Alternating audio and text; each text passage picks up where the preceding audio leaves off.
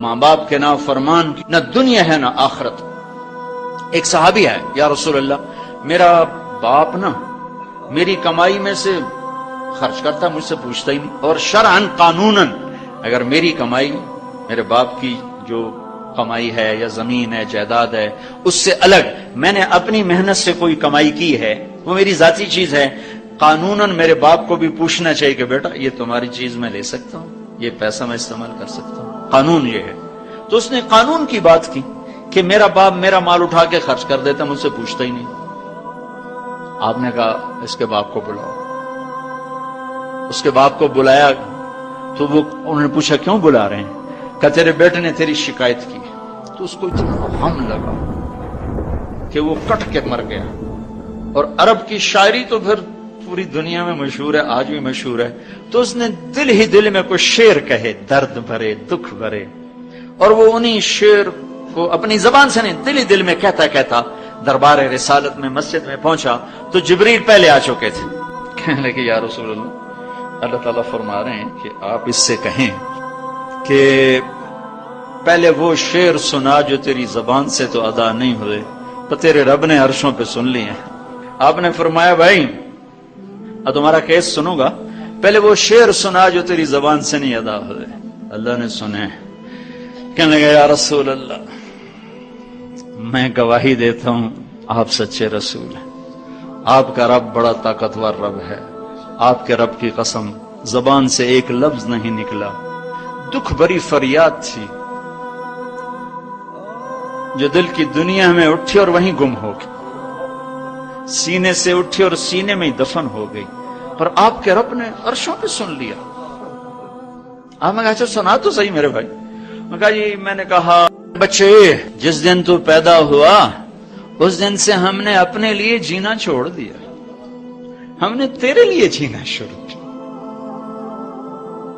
گرمی سے لڑے، سردی سے لڑے، موسموں سے لڑے، حالات کے آہنی پنجوں سے رزق نکالا، جبڑوں سے رزق نکالا، جوانی کو قربان کیا، صحت کو قربان کیا، اپنے جذبات کو سلا دیا، تیرے چہرے کی ایک مسکراہٹ دیکھنے کے لیے ساری ساری رات کام کیا، سارا سارا دن کام کیا، کبھی دھوپ میں کبھی سردی میں، کبھی گرمی سے لڑا کبھی سردی سے لڑا، کبھی موسم سے لڑا کبھی بھوک سے لڑا، تجھے کھلایا خود بھوکا رہا، تجھے پلایا خود پیاسا رہا، تجھے چھاؤں میں لٹایا خود دھوپ میں بیٹھا، تجھے سکھ پہنچایا خود دکھ جھیلا۔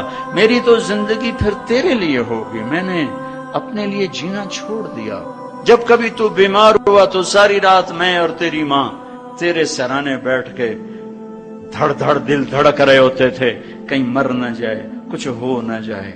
ہسپتال پہنچے، ڈاکٹر کو بلاؤ، ٹیکسی بلاؤ، گاڑی بلاؤ، رکشہ بلاؤ، جلدی سے ہسپتال پہنچاؤ۔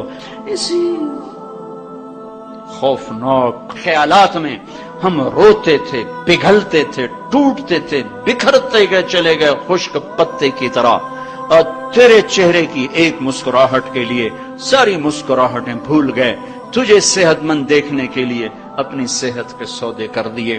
اور اس طرح ایک دن نہیں گزرا، یہ شب و روز گزرے، دن اور رات گزرے، لیل و نہار گزرے، بہار و خزاں گزری، رت بدلی، موسم بدلے، بادل اندھیری بارش آئے اور گئے، یہاں تک کہ تو پروان چڑھتا گیا، میں ڈھلتا گیا، تجھ میں جوانی میں رنگ بھرا اور بڑھاپے نے میرے سارے رنگ نوچ لیے۔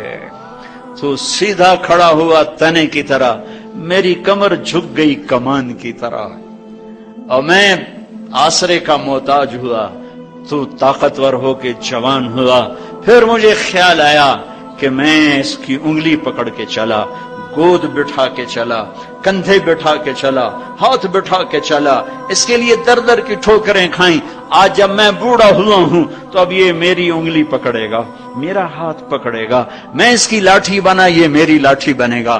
لیکن ایک دم میرے بیٹے تیری آنکھیں ماتھے پہ چڑھ گئیں، تیرے تیور بدل گئے، تو مجھے یوں دیکھنے لگا جیسے میں تیرا باپ نہیں، میں تیرا نوکر ہوں۔ تو میں نے اپنی زندگی کو جھٹلا دیا اور میں نے کہا میں خواب دیکھ رہا تھا کہ میں باپ ہوں۔ نہیں میں باپ نہیں، میں نوکر ہی ہوں۔ میں پڑوسی ہوں. تو اچھا میرے دوست، اگر میں پڑوسی ہوں تو پڑوسی کو بھی تو لوگ پوچھ ہی لیتے ہیں. کبھی مجھے پوچھ ہی لیتا کہ بھائی کسی چیز کی ضرورت تو نہیں، کچھ چاہیے تو نہیں. یہ اتنے درد بھرے اشعار ہیں کہ میرے تو اتنی فصاحت نہیں کہ میں اس کا ترجمہ کر سکتا، لیکن یہ وہ اشعار تھے کہ میرے نبی زار و قطار روتے اور آپ پھوٹ پڑے اور آپ کی داڑھی آنسوں سے تر ہو گئی اور آپ نے اس کو گریبان سے پکڑا اور یوں جھٹکا دے کر اٹھ جا، دفع ہو جا. انت و مالک لابیک، تو باپ کے خلاف مقدمے کرتا ہے، نکل جا، تو اور تیرا سب کچھ تیرے باپ کا ہے. یہ صرف روز شب قدر سے متعلق نہیں ہے کہ ماں باپ کا نافرمان ہے تو اس کی شب قدر برباد ہو گئی. ماں باپ کا نافرمان ہے تو سب کچھ برباد ہو